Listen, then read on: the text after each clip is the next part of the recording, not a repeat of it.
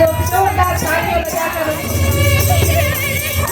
हरी हरी घास में चरावे तेरा वाला हमारी के पिया में भेड़ चरावे गड़रिया निशाना पे भेड़ों को चरावे गड़रिया निशाना पे भेड़ों को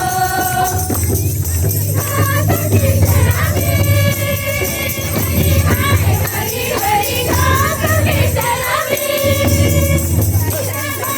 हमारी के पिया में भेड़ चरावे गड़रिया निशाना पे भेड़ों को भेड़ चरावे गड़रिया निशाना पे भेड़ों को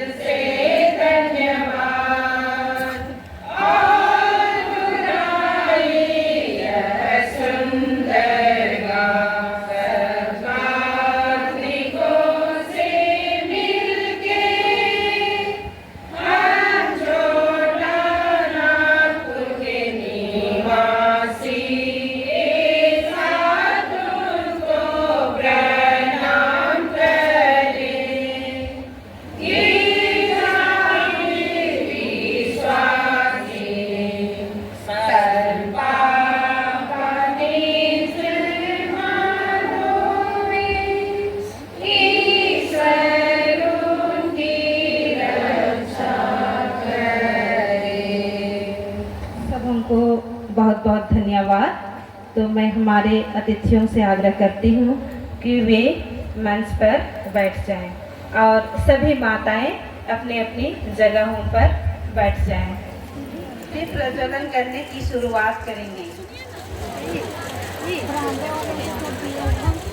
हम जब दीप जलता है तब हम लोग तालियां बजाएंगे।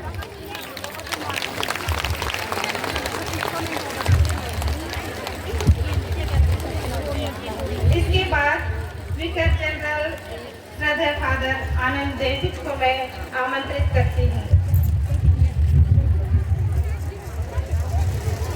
श्रद्धेय सिस्टर दरोथिया कुल्लू, केंद्रीय आध्यात्मिक सलाहकार, रांची धर्मप्राण। श्रद्धेय फादर वीरेंद्र खलको, डीन सह पल्ली पुरोहित, लोहरदगा। श्रीमती मनीषा तोकनो, सभानेत्री, राष्ट्रीय कैथोलिक महिला संघ। श्रीमती लिली बारला, सभानेत्री, उत्तरी पूर्वी कैथोलिक महिला संघ। माताएं, आप तालियां बजाकर उनका स्वागत करेंगी दीप प्रज्वलित करने के लिए। श्रीमती मार्था टोप्पो, सभानेत्री, रांची महाधर्मप्राण कैथोलिक महिला संघ। श्रद्धेय फादर विपिन कंडुलना, डीन सह पल्ली पुरोहित मांडर। श्रद्धेय फादर जॉन टप्पो, पल्ली पुरोहित कुड़ू। श्रद्धेय फादर साइमन नादरित, सहायक पल्ली पुरोहित कुड़ू। श्रद्धेय सिस्टर सरोज एक्काट, DSA आध्यात्मिक सलाहकार, मांडर भिखारी। माताएं ताली बजती रहनी चाहिए। श्रद्धेय सीमा कलको आध्यात्मिक सलाहकार कुड़ूपल्ली। श्रद्धेय फादर अजय सोरेन प्राचार्य स्टानिस्लास हाई स्कूल लोहरदगा। श्रद्धेय sister Lucy superior Charles high school कुड़ूपल्ली।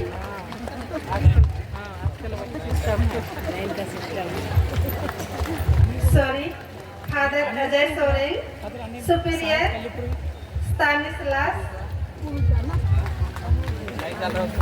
Lohardaga के सुपीरियर हैं, तो उनका भी जोरदार हम लोग तालियां बजाएंगे।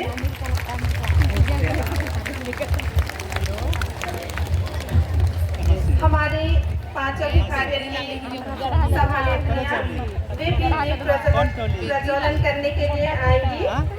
श्रीमती नीलम तिग्गा सभानेत्री रांची भिखारी। आप लोग नहीं जानते थे, सब खुदा पहुंच गए थे।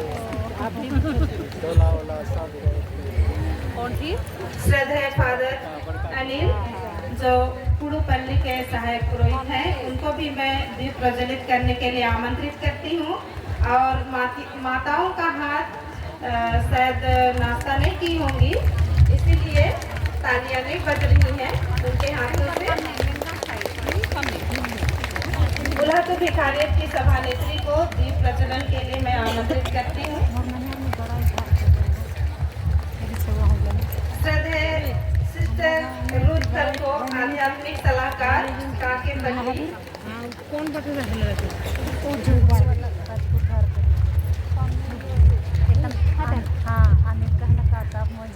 श्रद्धेय फादर अल्बर्ट लकड़ा पल्ली पुरोहित चानोपल्ली।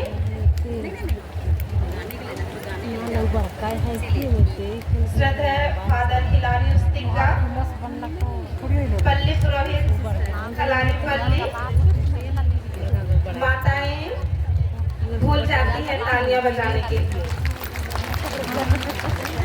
तालियां बजती रहनी चाहिए जब तक दीप प्रज्वलन का कार्यक्रम खत्म नहीं हो जाता है। आप लोग तालियां बजाते रहें। श्रद्धेय सिस्टर सरोजन का आध्यात्मिक सलाहकार मांडल भिखारी।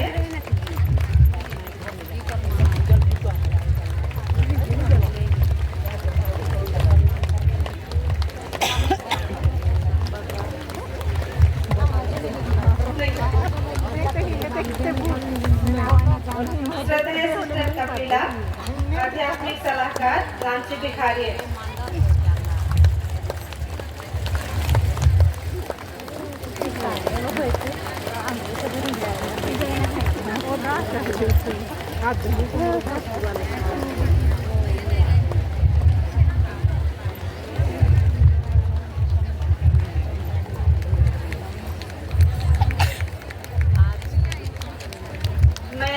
हमारे सभी आदरणीय विशिष्ट अतिथियों का इस कार्यक्रम में भाग लेने और दीप प्रज्वलन कर कार्यक्रम की शुरुआत करने के लिए हृदय से धन्यवाद करती हूँ। आपका मार्गदर्शन और प्रेरणा हमें आगे बढ़ने की दिशा में प्रेरित करते रहेगी। हम आपके इस योगदान के लिए सदैव आभारी रहेंगी। आप सभी को पुनः धन्यवाद। आपने इस महत्वपूर्ण अवसर पर अपने समय और उपस्थिति से हमें सम्मानित किया है। संत मोनिका की कृपा सदैव हम पर बनी रहे और यह कार्यक्रम सफलता की ओर अग्रसर होता रहे। तो पुनः आप सभी को बहुत बहुत धन्यवाद।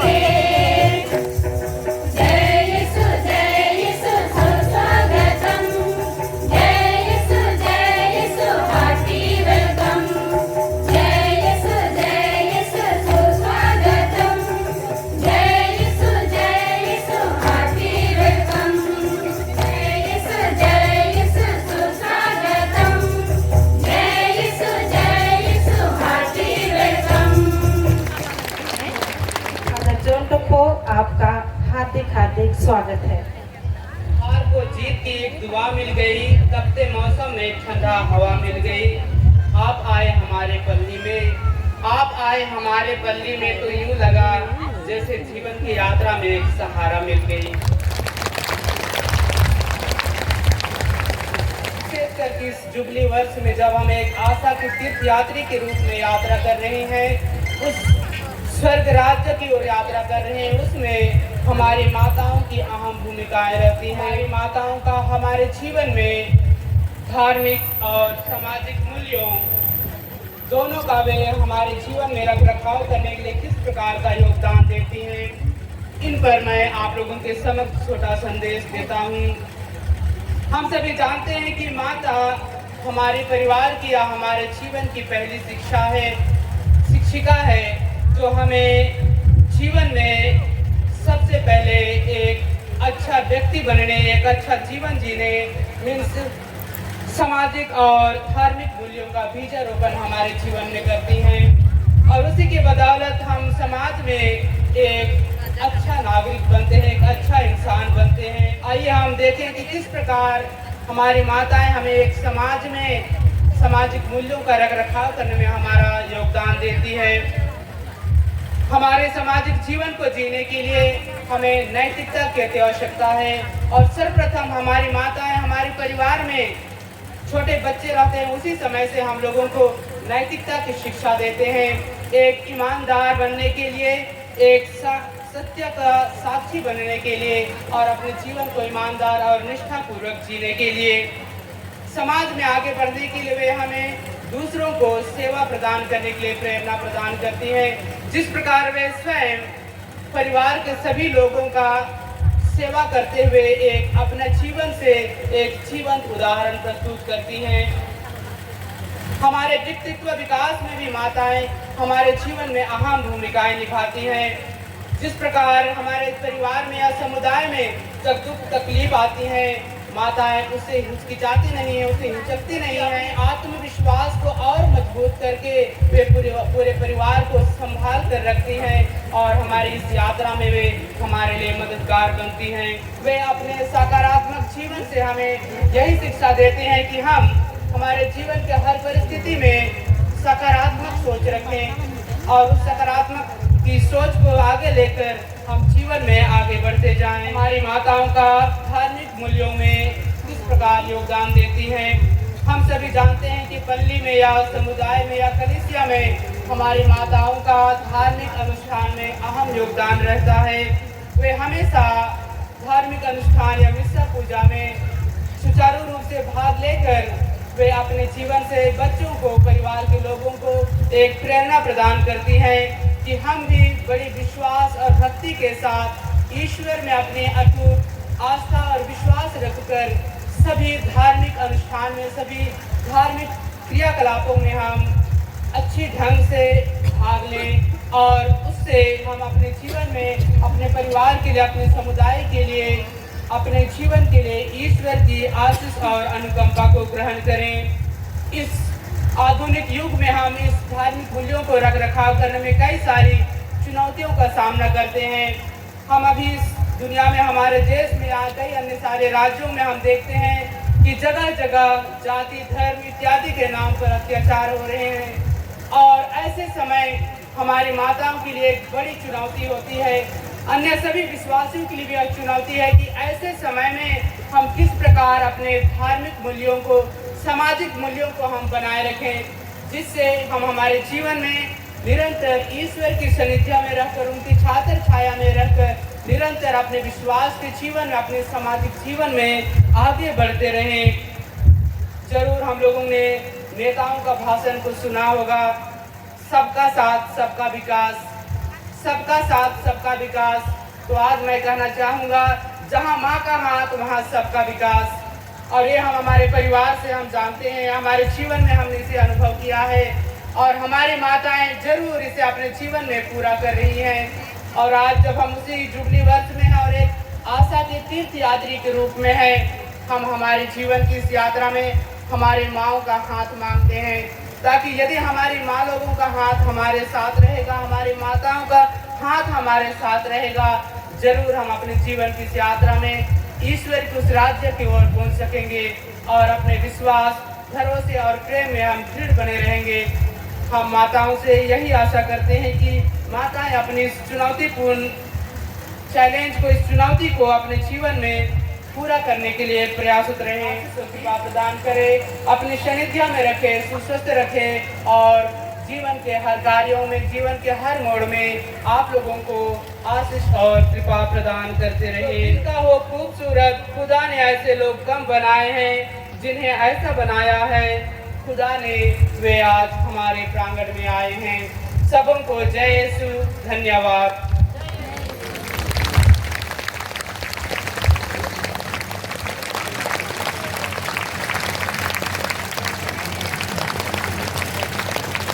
इसके बाद मैं हमारे विकार जनरल श्रद्धेय फादर आनंद डेविड खलखो, केंद्रीय आध्यात्मिक सलाहकार डीन सह पल्ली पुरोहित रांची भिखारियत,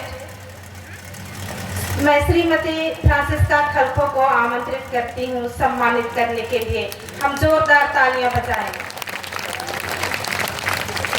वे भी हमेशा हमारे साथ में रहते हैं, हमारे सुख दुख में वे हमेशा साथ देते हैं। श्रद्धेय सिस्टर डोरोथिया कुल्लू को, जो हमारी केंद्रीय आध्यात्मिक सलाहकार है, मैं श्रीमती श्रद्धा बारला, उप महासचिव रांची महाधर्म प्रांत को आमंत्रित करती हूँ उनको सम्मानित करने के लिए। तालियां।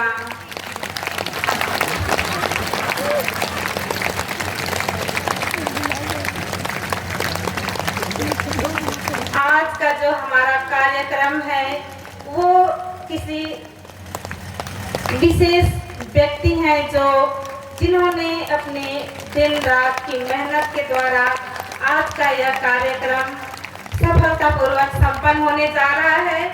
तो मैं श्रद्धेय फादर वीरेंद्र खलखो, डीन सह पल्ली पुरोहित लोहरदगा, जिसको मैं आमंत्रित करती हूँ, सुशीला तिग्गा, केंद्रीय कोषाध्यक्ष रांची महाधर्म प्रांत, वे आकर उनको सम्मानित करेंगी।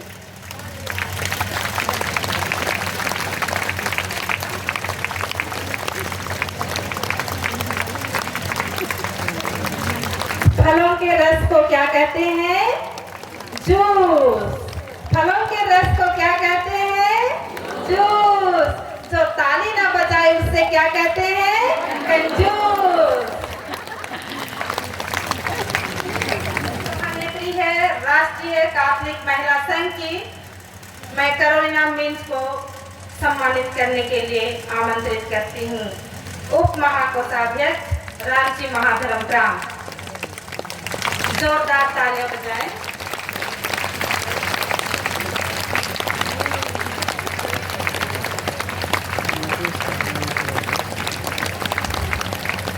आप लोग इसे पहचानते हैं कि नहीं? कितने कोई पहचानती हैं? हाथ उठाइए। बाप रे! तो ये है हमारी राष्ट्रीय कैथोलिक महिला संघ की सभा नेत्री, जो हमारी सबसे ऊपर है।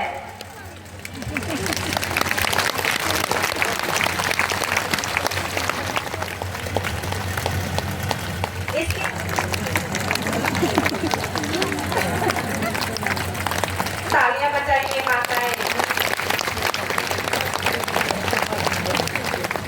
और मैं आपके समक्ष यहाँ उपस्थित हुआ हूँ फादर नासिर के आमंत्रण करके, ताकि मैं गवाही दे सकूँ कि कैसे प्रभु यीशु ने मेरे जीवन में एक चमत्कार किया, कैसे मुझे मेरे शराब पीने के बुरे एवं घातक लत से मुझे चंगाई दिलाई। मैं शराब 1992 जब से मैं कॉलेज शुरू किया, संगी साथी के दबाव या दोस्ती यारी में, उस वक्त मुझे शराब बहुत अच्छा लगा। शराब पीने के कारण जितने प्रकार की आप लोग हानि समझ सकते हैं, सोच सकते हैं, जैसे शारीरिक, आर्थिक, मानसिक, सामाजिक सभी नुकसान मेरे साथ हुए। आर्थिक नुकसान आप यूँ समझिए कि मेरी पहली नौकरी जो कि विप्रो में थी, जो कि एक मल्टीनेशनल कंपनी है, वहाँ कुछ दिनों के बाद मेरी नौकरी चली गई। फिर मैं दूसरी कंपनी HSBC वो अगेन वो भी एक मल्टीनेशनल है, उसमें ज्वाइन किया। लेकिन शराब के कारण यहाँ से भी मुझे नौकरी से हाथ धोना, लंबे समय और अत्यधिक शराब सेवन करने के कारण मेरा पैर खराब हो गया, जैसा कि आप खुद ही देख सकते हैं। मुझे चलने में बहुत तकलीफ है। आध्यात्मिक रूप अब यूँ समझिए कि मैं अंदर से एकदम खोखला हो गया था। गिरजा जाता ही नहीं था, सोचता भी नहीं था। मुश्किल से क्रिसमस ने ईस्टर जब पूरा परिवार एक साथ गिरजा जाते और तब मुझे प्रेशराइज करके साथ में ले जाते, तब अटेंड करते। धीरे धीरे जैसे जैसे दिन बीतता गया मेरी मानसिक स्थिति भी कमज़ोर होने लगी। एक समय ऐसा आया जब मैं खुद ही बड़बड़ाता रहता था, अपने आप ही बोलते रहता, उलूल जुलूल बातें करता। ये सब देखकर मेरा सीटी स्कैन कराया गया। मुझे बहला फुसला कर कांके ले जाया गया। जब मुझे समझ में आया कि मम्मी मुझे यहाँ पागल खाने में एडमिट कर देगी, तो मैंने डॉक्टर को एग्ज़ाम का बहाना बनाया और सिर्फ दवाइयाँ और परामर्श लेके वापस आ गया। मैं कई बार रिहाब में भर्ती हुआ, इन टोटल 6 बार। सबसे पहले बॉम्बे, फिर मांडर, रामपुर में मैं 3 बार एडमिट हुआ। वही मेरी मुलाकात फादर नाजरेत से भी। वो मेरे काफ़ी यू कैन से कि his kind of a motivational और इंस्पिरेशनल सोर्स, मेरे प्रेरणा स्रोत की तरह है। और एक दिन मेरे साथ ऐसा हुआ कि मुझे अचानक से ख्याल आया कि शराब पीना बेकार है, मैं क्यों शराब पी रहा हूँ। और उस दिन से मैंने शराब छोड़ दी। उस दिन से लेकर इस पल तक, अभी मेरा 10वां महीना चल रहा है, मैंने शराब नहीं पिया है। अब मेरे घर में शांति है, मम्मी खुश रहती है, मैं डेली गिरजा जाता हूँ।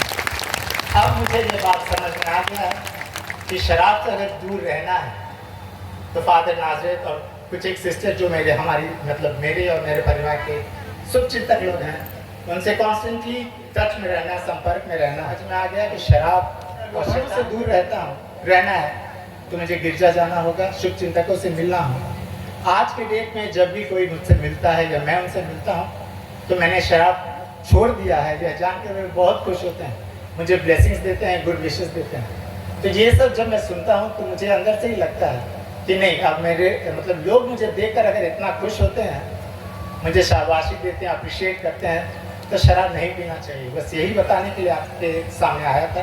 Thank you so much. प्रभु यीशु की जय, प्रभु यीशु को धन्यवाद।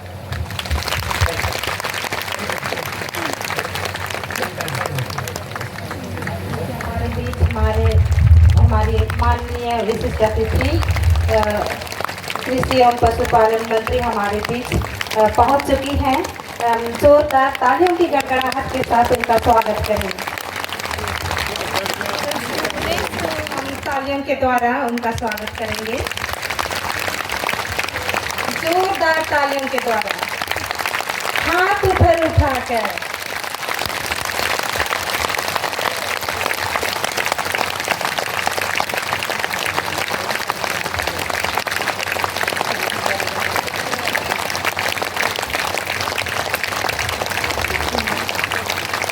माननीय हमारी अति विशिष्ट अतिथि श्रीमती शिल्पी नेहा तिर्की, आपका हमारे बीच हार्दिक हार्दिक स्वागत है।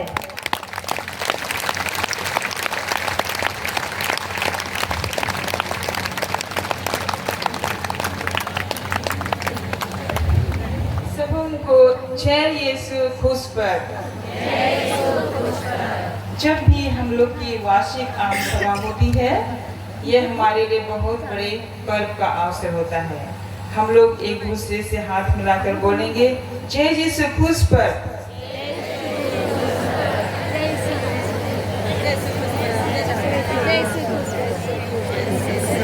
मैं अभी हमारी जो माताएं हैं, हमारा जो संघ है कैथोलिक महिला संघ रांची धर्म प्राप्त, उसका संक्षिप्त इतिहास बतलाना चाहती हूँ। हम लोगों का कैथोलिक महिला संघ कहाँ से शुरू हुआ और कैसे आगे बढ़ा, और ये बड़ी भीड़ आज हम देखते हैं वो एक दिन का नहीं है, एक साल का नहीं है, 2 साल 10 साल का नहीं है, लेकिन वर्षों का है। ये जो बड़ी भीड़ है जिसको हम लोग देख रहे हैं, ये भीड़, इसको जमा करने के लिए हमारी माताओं ने, उसके पहले हमारी बहन बहनों ने बहुत कठिन परिश्रम किया है। तो मैं इसके बारे में बताना चाहती हूँ। 1535 में हमारे उस्राइन धर्म संघ की स्थापना हुई, जिसकी संस्थापिका संत एंजेला मेरिची है। 1818 में चिल्लोंग के उस्राइन धर्म की स्थापना हुई। संस्थापक है फादर जॉन लैम्बर्ट्स। 1897 में इसी छोटा नागपुर में संत अन्नाथ धर्म संघ की स्थापना हुई। 1903 में 4 उस्राइन धर्म बहनों का भारत आगमन हुआ। वे बेल्जियम से, यूरोप से भारत आई। उनमें से एक का नाम था मदर उर्सुला। उन्होंने 1906 में 5 माताओं के द्वारा लेस कोठरी, जो कभी कभी वहाँ रांची जाते तो वहाँ मीटिंग होती है, जहाँ पहले लेस काम शुरू हुआ, अभी भी काम होता है, वहाँ इन्हीं 5 माताओं से कैथोलिक महिला संघ की शुरुआत हुई 1906 में। उसके बाद ये धीरे धीरे बढ़ते गया और वहाँ जो धर्म बहनें आई, काम करती थी, माताओं की अगुवाई करती थी, उन्हें विश्वास प्रशिक्षण देती थी, कैथोलिक विश्वास में उनको आगे बढ़ाया और हर तरह से उनकी मदद की। तो धीरे धीरे यह संघ बड़ा होने लगा और जहाँ भी पारिश खोला गया, हमारे जो बिशप थे उन दिनों में हर पल्ली में इस महिला संघ को स्थापित करने का और इसको आगे बढ़ाने का, इसके द्वारा कार्य करने के लिए कलीसिया में प्रेरित किया। 1936 में फादर डिमोल्डर रांची के पल्ली पुरोहित थे, फादर डिमोल्डर SG, और वे जानते थे कि कैथोलिक माताएं लेस स्कूल में काम करती हैं। उन्होंने कहा, जब ख्रीस्त राजा का पर्व आया, ख्रीस्त राजा का त्योहार आया, तो उन्होंने कहा वहाँ जितने भी टोले हैं, लालपुर है, पत्थलगुदवा है, बड़ी टोली है, कुम्हार टोली है, तो सब माताएं अपने लिए एक एक झंडा तैयार करेंगे हर एक टोला के लिए। आज हम ये झंडे देखते हैं, ये कैथोलिक महिला संघ का झंडा देखते हैं, हर यूनिट के लिए, हर पारिश के लिए, भिखारियत के लिए, धर्म प्रांत के लिए। तो उस झंडे की शुरुआत उसी वर्ष हुई 1936 में। 1936 में तो इसका इतिहास यही है, पहली बार माताओं ने कैथोलिक महिला संघ का झंडा पकड़ा था ख्रीस्त राजा के पर्व के अवसर पर 1936 में, और उसको लेकर उन्होंने ख्रीस्त राजा का प्रोसेशन किया था। उसके बाद 1962 में जब आज बिशप पीयूष केरकेटा यहाँ छोटा नागपुर के बिशप थे, रांची महाधर्म प्रांत के बिशप थे, उन्होंने इस कैथोलिक महिला संघ को नाम दिया छोटा नागपुर कैथोलिक महिला संघ, छोटा नागपुर कैथोलिक महिला संघ। और उसी के बाद 1962 से वार्षिक आम सभा अब तक हर एक वर्ष आयोजित की जाती है। हर एक वर्ष ये वार्षिक आम सभा आयोजित की जाती है और अब तक जारी है। 1964 में संत पापा, पहले संत पापा जो भारत आए उसका नाम था पॉल छठवें।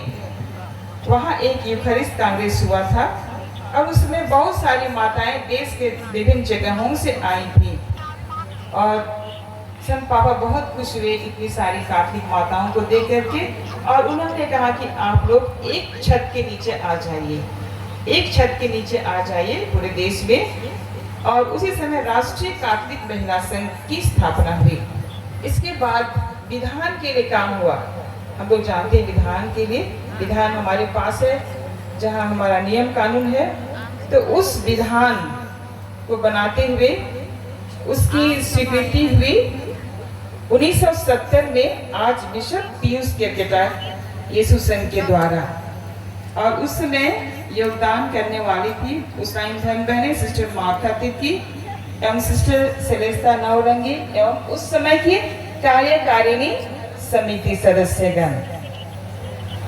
और वो आदर्श वाक्य उसी समय से रहा है, कलीसिया एवं राष्ट्र की सेवा में रांची महाधर्म प्रांत। इसके बाद 1973 में नेत्री पत्रिका की शुरुआत हुई। 1973 में नेत्री पत्रिका की शुरुआत हुई। तो मैं ये संक्षिप्त इतिहास बतलाना चाहती थी। ये छोटा कार्ड आप लोग के पास होगा, सबके पास, और जिसको नहीं मिला है उसको भी दिया जाएगा। इसको अच्छे से रखिएगा। हमारा ये बहुत विशेष इतिहास है, इसमें लिखा हुआ, इसको मत खोइएगा। अपना जो विधान है या तो गाना किताब है, प्रार्थना किताब है, उसमें रखिएगा। उनके लिए एक अच्छी सोच रखिए, और इस जुबली में यही अच्छी सोच हमारी आशा, जुबली वर्ष में आशा को आगे बढ़ाएगी और हम लोग काफी आगे बढ़ते जाएंगे। सबों को जय यीशु, पुष्प और धन्यवाद।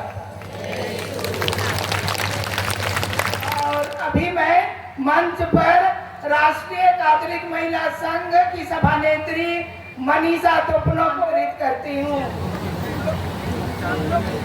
अति मान्यवर आर्च बिशप विंसन आई, रेवरेंड फादर आनंद डेविड खालको, वीजी रांची महाधन प्रांत, माननीय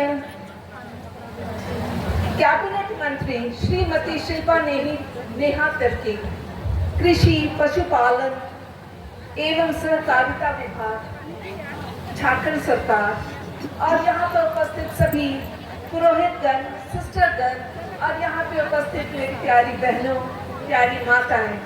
आप लोग मुझे देख कर ये सोच रही है अनजान व्यक्ति कौन है, और आप लोगों ने सुना, जब मेरा परिचय हो रहा था तो आप लोगों ने सुना राष्ट्र कैथोलिक महिला संघ।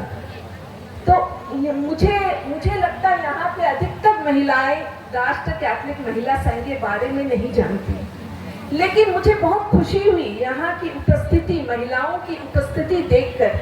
जब मैं राष्ट्र कैथोलिक महिला संघ की मीटिंग के लिए जाती थी, जब यहाँ की प्रतिनिधि वहाँ पे बोलते थे कि जब हमारा आम सभा होती है तो वहाँ पे महिलाओं की उपस्थिति 5,000, 10,000 तक आती है, तो मुझे लगता था वाकई में, लेकिन आज साक्षात रूप से मैंने देखा कि हाँ, यहाँ की महिलाएं बहुत जागरूक है। क्योंकि मैंने अपने अधिक जीवन, ज़्यादा समय में जमशेदपुर में रही हूँ। जब भी वहाँ पे आम सभा, धन प्रांत की आम सभा होती थी, तो वहाँ पे ज़्यादा से ज़्यादा 500 महिलाएं शामिल होती थी। लेकिन यहाँ की स्थिति देख के मैं वाकई में हैरान हो गई कि यहाँ की महिलाएं बहुत जागरूक है, और समस्या के कल्याण के लिए वो लोग आगे आना चाहते हैं कि समाज सुधरे। और जब हमारे बीच में इतने अच्छे नेता, हमारी यंग नेता श्रीमती शिल्पा नेहा तिर्की, जो हम सभी महिलाओं को बहुत सारी योजनाओं के बारे में बता रही है, आप इसका उपयोग कीजिए।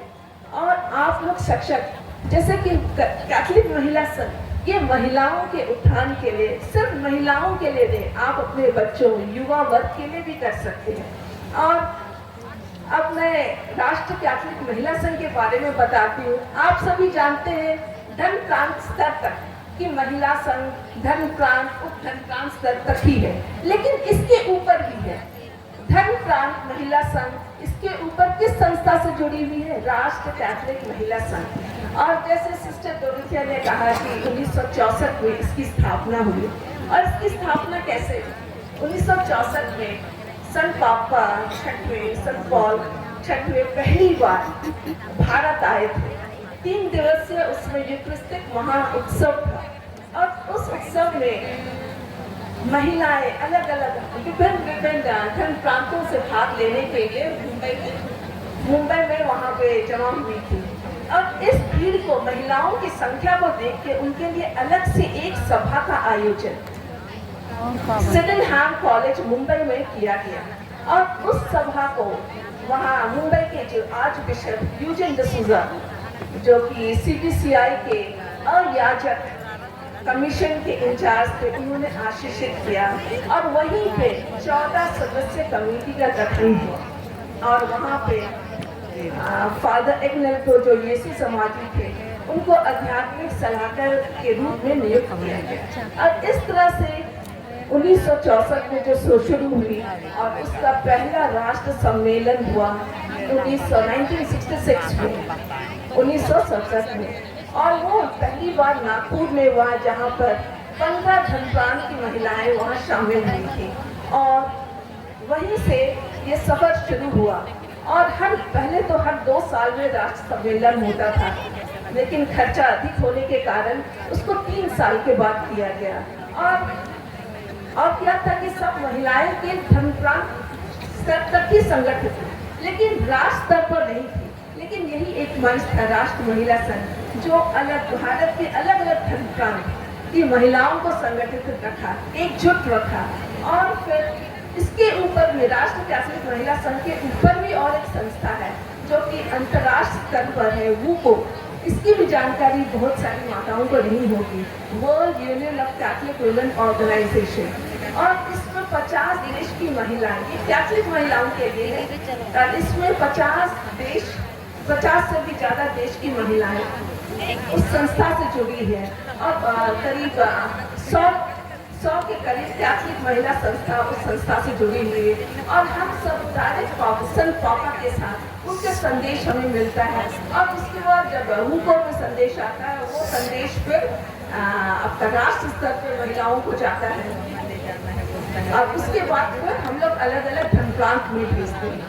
अब इसी तरह जो राष्ट्र कैथोलिक महिला संघ का नाम था, नामकरण 1966 में नागपुर में दिया गया। उस समय national council of Catholic women के नामकरण हुआ, लेकिन धीरे बाद में इसे बदल के council of Catholic women of India, जो कि इंग्लिश में है, और हिंदी में इसको हम लोग राष्ट्र कैथोलिक महिला संघ के नाम से जानते हैं। और आप सब गर्व महसूस करिए कि आप सब राष्ट्र और अंतर्राष्ट्रीय स्तर से भी जुड़े हुए हैं कि सब धर्म प्रांत में जो भी महिलाएं आप अपना ग्रास रूट से लेके इंटरनेशनल लेवल तक सब जुड़ी हुई है। और आप जो भी कार्य करते हैं, इसका एक रिपोर्ट जाता है राष्ट्र स्तर से, आप WUCO में जाता है अंतर्राष्ट्रीय स्तर पर, और वहाँ से हम लोग रिपोर्ट जाता है सिर्फ पापा के पास। तो आप जो कार्य करते हैं वो सब रिपोर्ट जा रहा है।